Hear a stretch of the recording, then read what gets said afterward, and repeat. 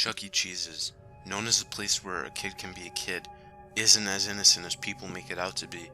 Sure, it seems like just another arcade place for kids, with a creepy robotic mascot band on the stage, but unfortunately, I got to experience it. I got to experience the truth, the horrible truth, behind Chuck E. Cheese. During the summer of 2006, I was about to be a senior in high school and I needed some extra cash to buy a car, so I decided to look for a job. I searched the newspapers daily for any job openings anywhere, but I found more news stories about missing teenagers than I did job listings. It was a strange time. My parents didn't want me going out anywhere, and most parents kept their children indoors at all times. It was the sixth missing teenager that month. It was in the paper, on the news, it was everywhere. They all seemed to be either 16 or 17 years old. I came from a small town in Pennsylvania, but these disappearances brought a lot of attention to our town. However, these reports didn't stop me from going out to look for a job. I lived about 10 minutes away walking distance from a big strip mall that had a Chuck E. Cheese in it, and when I was applying to some stores in that strip mall, I noticed that the Chuck E. Cheese had a help wanted sign on the door, so I went in to apply. I asked the employee standing by the entrance for a job application, and without responding, he called for a manager. A man, probably in his late 40s, walked to me and greeted me, immediately asking when I could start. He didn't even interview or talk with me, he just basically offered me the job right away. This shocked me because I had never heard of a job that didn't require some kind of interview. I told him I could start work immediately. The man told me to come back the next day to be trained and to receive the employee uniform. I left the place so excited I didn't even think about how weird it was. I had just gotten a job. Now I could save up for a car before school starts. It wasn't until I got back home that I started to realize how strange it was that I was spontaneously offered a job with no interviewing. They basically just hired a complete stranger. How did they know if I was qualified or able to do the job? I imagined that they were just really short-staffed and decided to just be happy I got the job. That night, I did some research on what I would most likely be doing as my job. I found out that most new employees would either be cleaning up or dressing as the Chuck E. Cheese mascot. Ugh, great, I thought. I really didn't want to have to walk around in that thing. I went back the next day around 4 o'clock. The manager greeted me and gave me a red shirt with the Chuck E. Cheese logo. He then proceeded to show me what it was I would be doing, which was cleaning tables, sweeping floors, and cleaning and maintaining the robotic mascots. I was relieved that he didn't mention dressing in the Chucky costume, but I didn't understand what he meant by maintaining the robotic mascots. I asked him what he meant by that, and he explained that sometimes the animatronics get quirky, particularly Chucky. He explained that sometimes, even in their idle states, the animatronics get overheated and need to be cooled down, or they might break or glitch. So my job was to prevent that by spraying the fur of the robots with a bottle containing some kind of liquid, probably water. Somehow that would cool down the animatronics or something. I didn't see how that made sense, but I didn't question it. It seemed easy enough. After showing me all of this, the manager asked me if I was ready to start working today.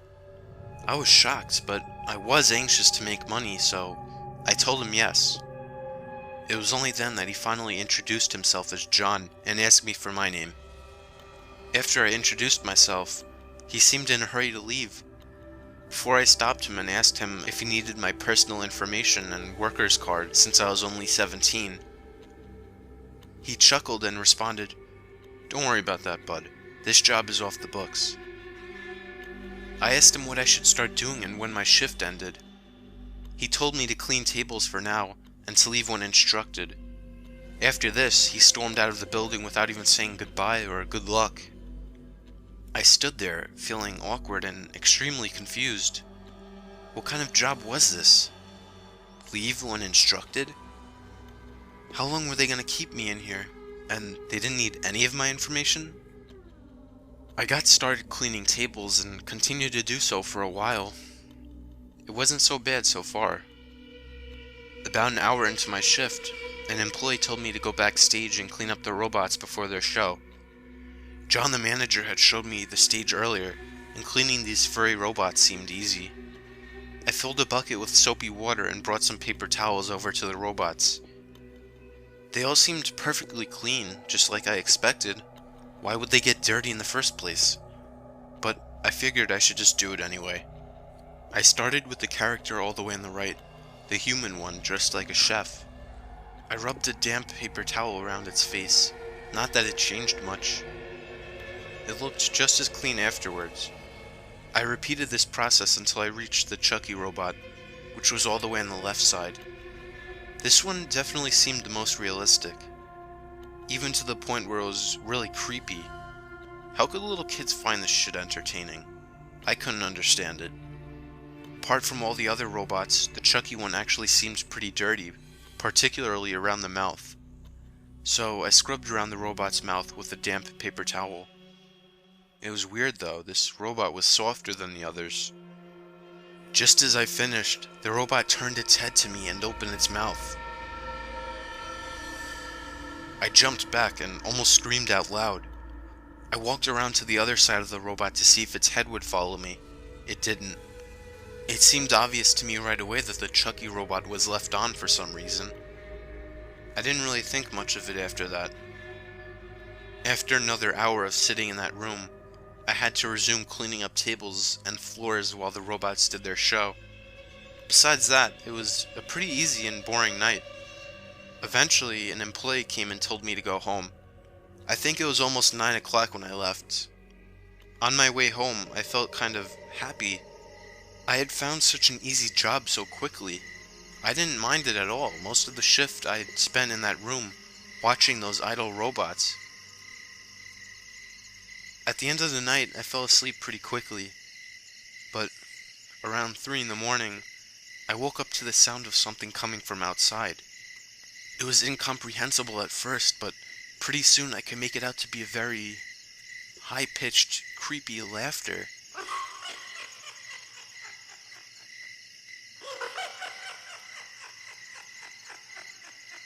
We lived on a really quiet road, and hardly ever was there somebody walking past our house.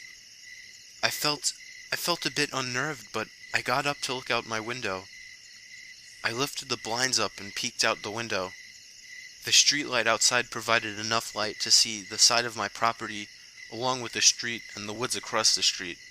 I scanned the street looking to find anybody out there, but nobody. Just as I was about to get back in my bed, I noticed something across the street, by the edge of the woods. It was the silhouette of what seemed to be a big man.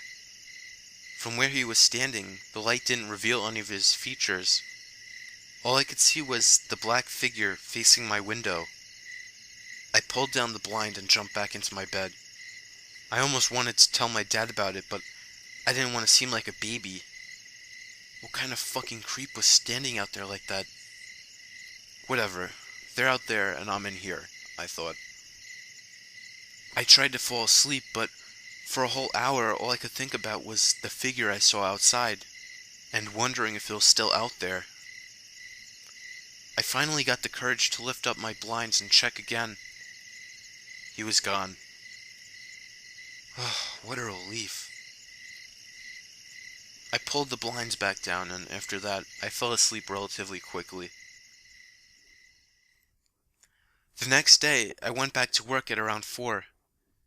It was weird. That day, when I got there, I noticed that a lot of the other employees were giving me odd stares, like I didn't belong or something. One employee came up to me and told me that I would be watching the animatronics all day. I didn't really have a problem with that, I just wondered why they would need someone to sit there for hours. All they were just robots. The first 2 hours of my shift went slow. None of the robots moved or overheated. I had already finished quote-unquote cleaning them, if I should even call it that, so I didn't have anything to do. I made a note to myself to bring some magazines or something to keep myself entertained the next day. There was no animatronics show that night. I guess they mainly did those for kids' birthday parties. I guess that's why they were all motionless that night.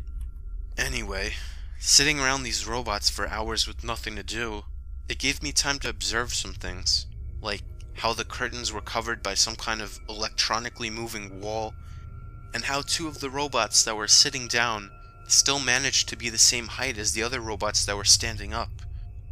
I found them all to be creepy, but I found the Chucky robot to be the creepiest. I've never seen an animatronic that looked so real.